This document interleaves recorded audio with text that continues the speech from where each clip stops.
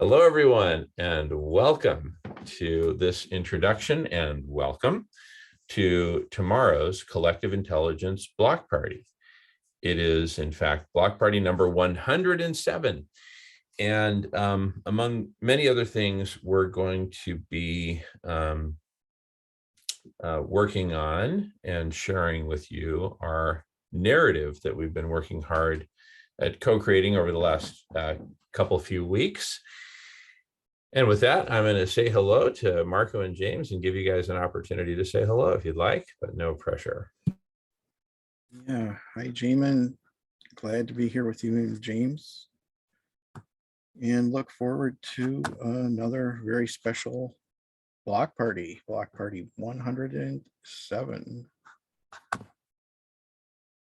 Yeah, good to be here as well, and look forward to tomorrow as well. As always, it's always entertaining and not just entertaining then as well, but insightful as well and engaging. And it's the kind of conversations that I only want to be involved in at the moment anyway, because there's no other conversation to be involved in at the moment, no, other than to try and, you know, face up to what's coming and try and help save, heal, and transform life on Earth. So join the conversation and welcome.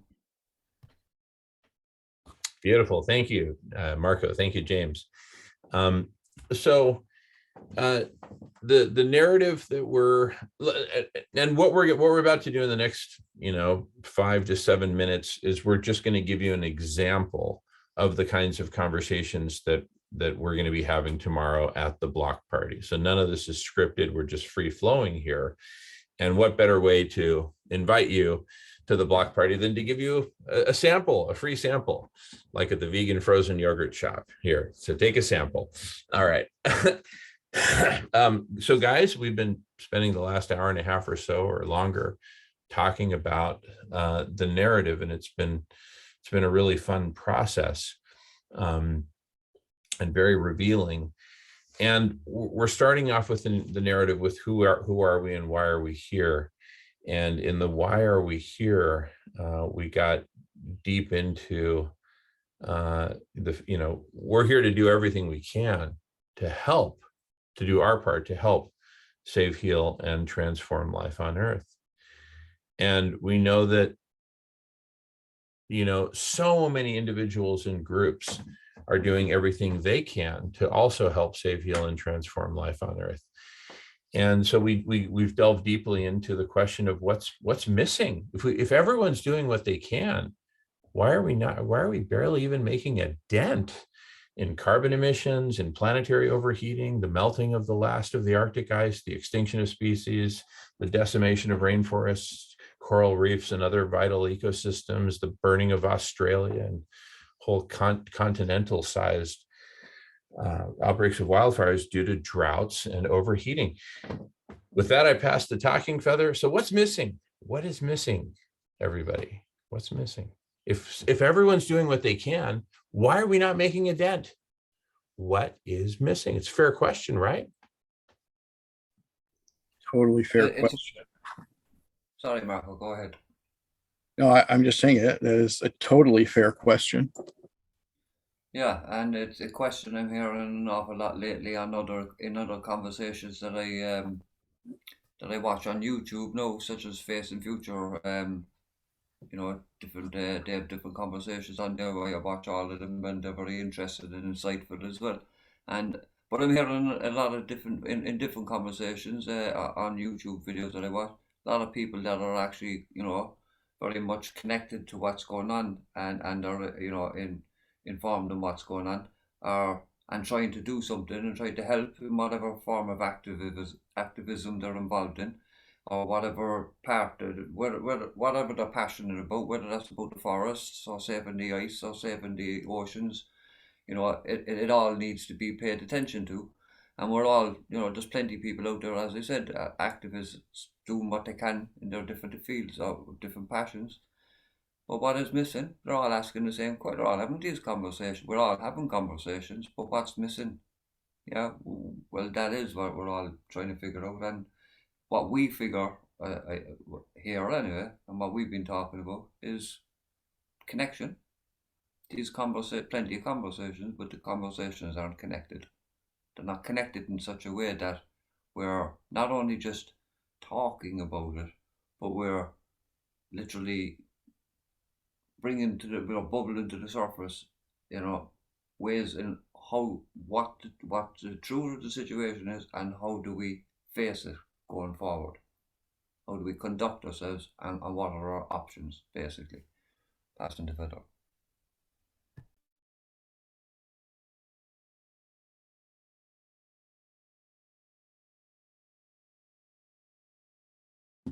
I love what you said, James, because indeed what's missing is connection, because different research groups throughout the world are all publishing their results from their specific research on part of the problem, right? What's missing is literally connecting the dots, connecting all that data, all that research, all that, study and measurement into an integrated whole, which says, for example, okay, look, here is exactly how much the planet as a whole is overheating, right? And here's the breakdown of that whole in terms of zettajoules, or whatever that 10 to the 21st joules quantity is. Here's how that amount of zettajoules per year of planetary overheating breaks down into the different drivers of that overheating, for example. So with that, I pass the feather. Well, according to Jim Massa, he was saying that the oceans have stored up 23 zettajoules of energy now, and we're supposed to be, according to Sam Caranda, coming out of the La Nina in 2022, going into an El Nino, which means that the oceans will start to release a lot of that heat into the atmosphere, and that's going to have some devastating effects to already the extra moisture and heat that's in the atmosphere as it is. And I remind people that a lot of people don't realize that all the damage that's been done at the moment, and all the mad storms and freak storms and the melting of the ice and the forest fires and so on and so on, it's all been a result of just 7% of the heat that's been retained in our atmosphere. So once the oceans start releasing extra heat into the atmosphere, that's going to contribute an awful lot very quickly and very violently, and unpredictably. And these are the things that we need to face up to and have the conversations about. So this is why it's important now that we all realize that individually, even though we're all trying our best, we might as well be banging our heads against the wall. We're not making any dents in anything. Nothing is changing when we're doing it individually. So these conversations have to be not just connected, but as you said, like the scientist, one scientist working on one, he doesn't realize that it has such a connection to another field of science over here, and conversations are likewise. They need to be, because everybody's in it for the same thing anyway. They're all trying to help and do the same thing, trying to face what's coming and what do we do about it. So record the conversations, transcribe them, and literally, as you said, you have algorithms and everything else to pick it all up and bring up the right ideas to the surface. We don't need them most of the time anyway when we're talking to people, and we're in conversations like that. The right ideas always bubble to the surface anyway. The main thing is that we get into the conversation, passing the feather.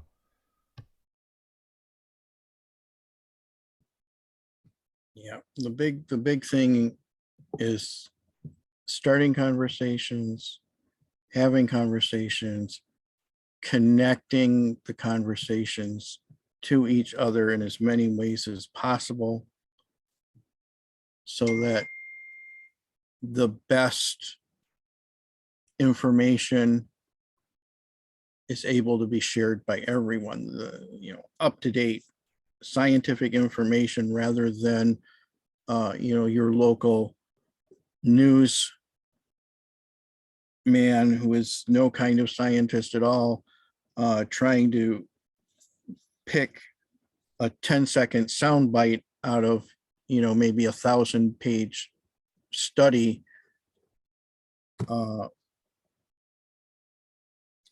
that's not a basis for anyone to make a good decision on the 10-second soundbite. So whatever amount of taste you have for information, technical or simplified, it's better to get it in a group that's discussing these things all the time and working with scientists and engineers from all over the world, and many times able to talk to those scientists directly in our Zoom meetings. So look forward to having those conversations again tomorrow. April 29th, 2022, starting at 7 a.m. Pacific time, and then running a full 24 hours. Awesome. Thank you, Marco.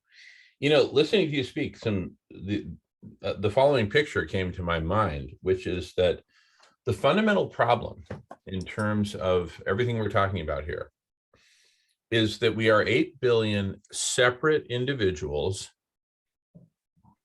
each of us possessing a few fragments of information, some of which are flat out wrong, some of which are truly disinformation, lies, falsehoods. And each of us individually ends up feeling individually powerless, right? And individually, we have relatively little power. There is this latent power, this potential power of humanity coming together. And instead of separate individuals, you have humanity as a whole. Instead of each separate individual possessing a few fragments of information, you have humanity as a whole possessing all available information and organizing that in a way that, kind of like a vast ant colony, you have different groups working on different tasks, right? Being the custodians of certain sets of information, certain sets of scientific knowledge and data, right? Certain parts of perhaps even a global model, a global climate model. But before we even get to such complications as global climate models, let's simply take the information that we have, the measured data, and using the data that we have of exactly how quickly the planet is overheating, right? And it's overheating by on the order of like 50 boops per year, right? One boop being the total amount of energy that humanity consumes in 1 year. We're currently overheating at a mind-boggling rate, and that rate is increasing. So we need to get our data together so that we can present a complete picture of this. How much heat is coming in? How much is leaving? What is the difference? That difference is accumulation, right? I mean, it's literally as simple as ABC in terms of the concepts, but humanity is unaware, right? No one has heard. We had to come up with it ourselves. And every time we ask someone, they say, yeah, I've never heard that before.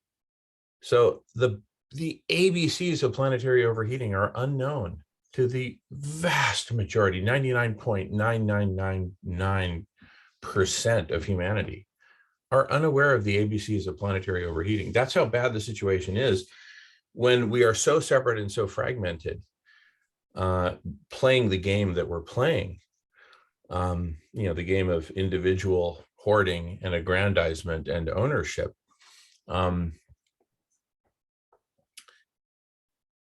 We end up separate from each other with fragments of information. No one has a picture of the whole. And, it seems that nothing is changing. Well, the key is for us to come together, to integrate or reintegrate and reconstitute ourselves as a species that comes together and works together to solve our planetary problems. And with that, I pass the feather. Well, I mean, all I'd like to just add to this at the moment is that what people need to understand is that, again, as Marco mentioned, the mainstream media and sound bites, you only get a little on the mainstream media. And again, of course, the scientists, plenty, all their peer-reviewed literature is available. It's just that even on, even on the online, a lot of the algorithms are designed to make sure that you don't come across them unless you actually go searching for them by name. So, that makes them hard for the average person to find unless they actually go looking for it.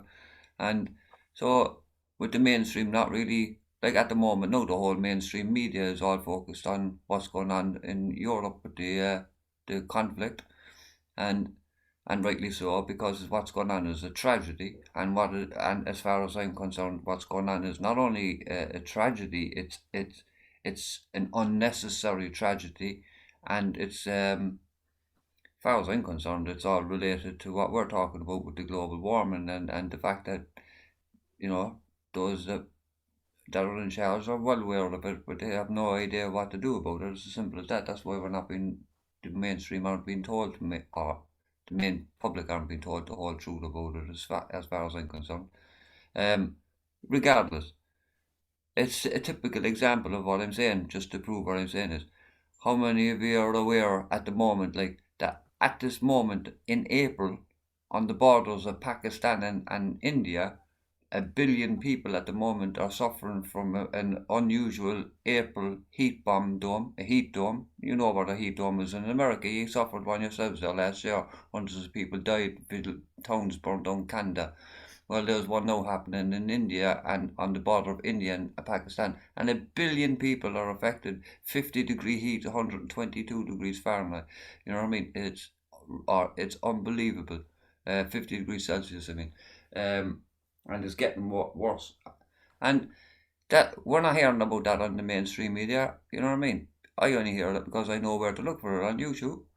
It's one of the scientists reporting it, yet you don't see it on the mainstream media. And this is what I'm just making the perfect example. What I'm saying is that it's these conversations, these situations need to be faced up to, but you're not going to face up to something if you're unaware of it, and you can't have the conversation if you're unaware of it. So, it's time to, realize that global warming is affecting the whole planet now. And yeah, some people keep thinking, sure, it's freezing here. It's not warm. I don't feel any difference. You know what I mean? That's not the way it works. I mean, yes, we got still lucky to have two cold spots on our planet, the Arctic and the Antarctic, but unfortunately, we've been running out of luck with one of them, the Arctic, which is, according to peer-reviewed literature, could actually disappear within a year. When all that cooling is gone, then there's no cool air to actually go thrown around the planet and causing cold storms like that anymore, cold areas. It'll be just getting hotter and hotter from there from that point. But we'll be well gone before then. You know what I mean? If we lose the Arctic, as the president of Finland said to the American president, if we lose the Arctic, we lose the planet. The IPCC are telling us now that we have a couple of years to act, or we're facing extinction for humanity. Now, I don't understand why that doesn't make people sit up and wake up and listen or realize what's going on, instead of thinking of or concentrating on conflict, which is the opposite of what we're supposed to be doing. We're not supposed to be, if ever we were supposed to be connected and in conversation together, is now, not in conflict. So I'll just leave it at that anyway, because I'm babbling on too much. Passing the fed off. I think it's easy for people to ignore the IPCC reports because they've been wrong and wrong and wrong and wrong. They result in promises and no action. And now suddenly, even though their worst prediction for the short time frame we have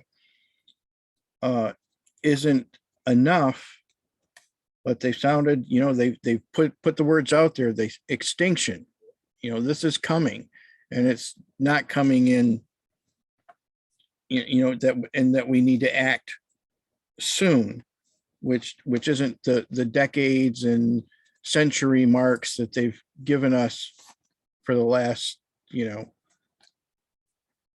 almost 30 years. So I can see how people look at this and go, yeah, They said stuff before, it wasn't true. And with that, I pass the feather.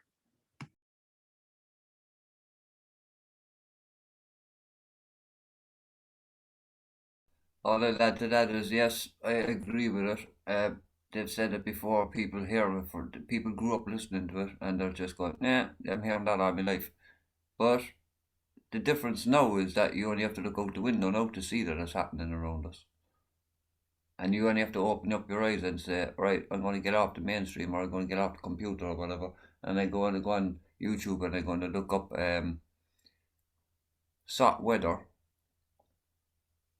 for January this year, SOT weather for February this year, SOT weather for December last year, November last year. Go any month you want to go back from this month back. If they have a month of compilation of on the spot people that are there while it's happening, videoing it on their phones, and they compile a compilation for that month, for every month of the years, going back for the last number of years, and you can see the exponentiality of the disasters happening month by month, year by year on SOT weather on YouTube. And if that doesn't frighten the life out of you, and you realize that, why aren't I seeing any of this in the mainstream media? Right up to this month or last month, look at it, SOT weather for we say, March 2022, and it'll come up on YouTube, and you'll be going, "Wait, what the fuck? How come I haven't seen any of this? How come I don't know anything about any of this?" Because it's not been told, it's not been shown to us on our mainstream media. Why? Because then we'll realize what the fuck is going on and what we should be paying attention to. You see, unfortunately, for whatever reason, I think the powers that be and our leaders think that we're like children and we can't handle the fucking truth of it. Like, I would completely argue with that and say quite the opposite. That when we are actually faced with something that is a combined threat for all of us, we actually do fucking come together, and that's been proven scientifically. We do come together and work together for the greater good when it's an imminent threat to us all. That's as simple as fucking that. And there's no woman to be blamed for it. It's been happening for fucking decades, if hundreds of years now. The last couple of centuries we've caused this problem. No one's one to blame for it anymore. No one can point fingers. There's no need for pitchforks. What's needed is conversation and cooperation. It's as simple as that. Passing the feather.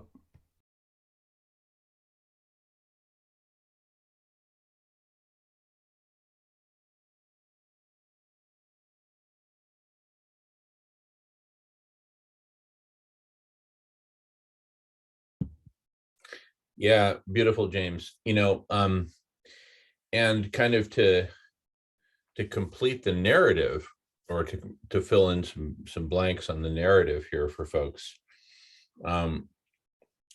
As the world's individuals, organizations come together by connecting their conversations together, right, and creating this vast garden of conversations, what will come out of that process? And it's an evolution, but early on in that process is going to come out very clear the truth about our problems, the destruction of life on Earth, the truth about our options. And that will be a growing truth, because as time goes on, some of our options will increase, others will decrease. But at any moment, what is the truth about our options? The how are we, let's say we come up with the best options on paper. Great. How are we going to get humanity to come together and pool our resources together as needed to make this happen, and to make sacrifices, like, from going from eating meat and dairy to going vegan, right? That's a sacrifice. So how are we going to get humanity to come together to make all these sacrifices and implement all these changes that are required? And part of that's going to involve humanity herself transforming, right, to becoming a much more integrated species. from a bunch of individual ants roaming around doing their own thing to one giant ant colony kind of thing.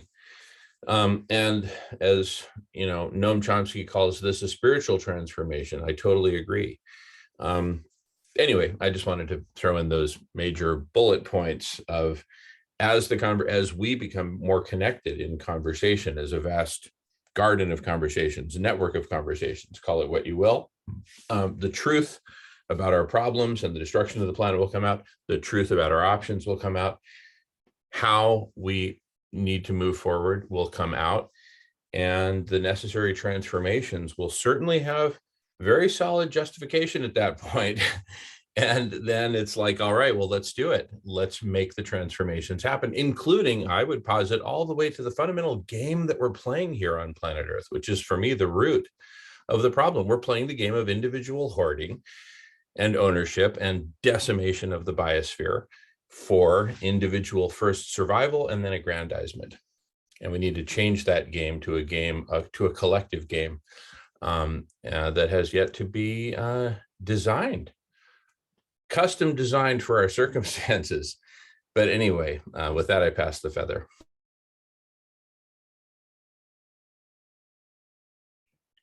Well, I think we get a little enthusiastic here, and we try and have all the conversations as a preview for the conversations that will be had tomorrow. So best thing is get some sleep, get up at 7 a.m. Pacific time, 10 a.m. Eastern, and join the conversations.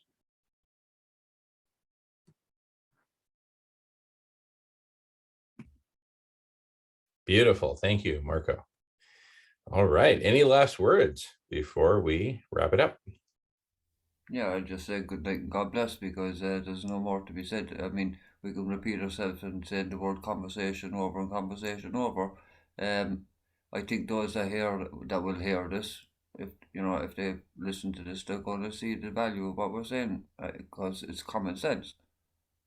Nothing was ever achieved in society without people first sitting down and having the conversation. So,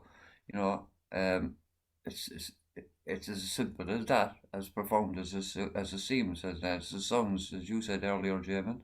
It's as simple and profound as it is, and why we just have lost that ability to actually realize that well, again, I'd say it's down to the fact that we need to understand the truth before we can face up to the truth. So it all comes to conversation at the end of the day. So join us tomorrow. Join us anytime, really, because the more people that join, the more we keep the room open. We try to do 24 hours every week, every Friday, and for full 24 hours. We actually kept it going for 7 days a week at one time, 24/7. So thanks to Marco mainly as well, and Christopher. So, let's get more people in here, and the more people are here, the more conversations, and the more conversations, the longer it's open, and the more it's open, the more can join. And by join, I don't mean join anything or any of us, even if you want to join in the conversation, start your own in your own Zoom rooms or whatever.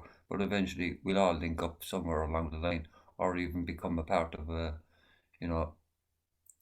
lots of ripples in a pond. Simple. We're all connected, even though we're far off and what have you. But we're all working for the same thing. I don't know if I'm babbling or not, but good night and God bless. No, you're making perfect sense. And in fact, the more we talk about it, I don't know if you guys have this experience, but the more we talk about it, the more obvious it becomes that this is what we need to do. I mean, we're right at the edge of the cliff. Go ahead, Marco. Yeah, no, there's definitely that feeling from time to time that it's somehow you understand it better, and it seems so simple, when often we do go through a lot of complicated science to be sure we understand exactly what's happened. So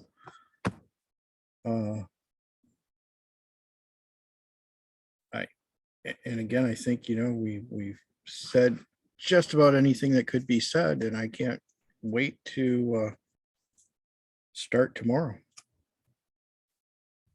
Awesome. So exciting.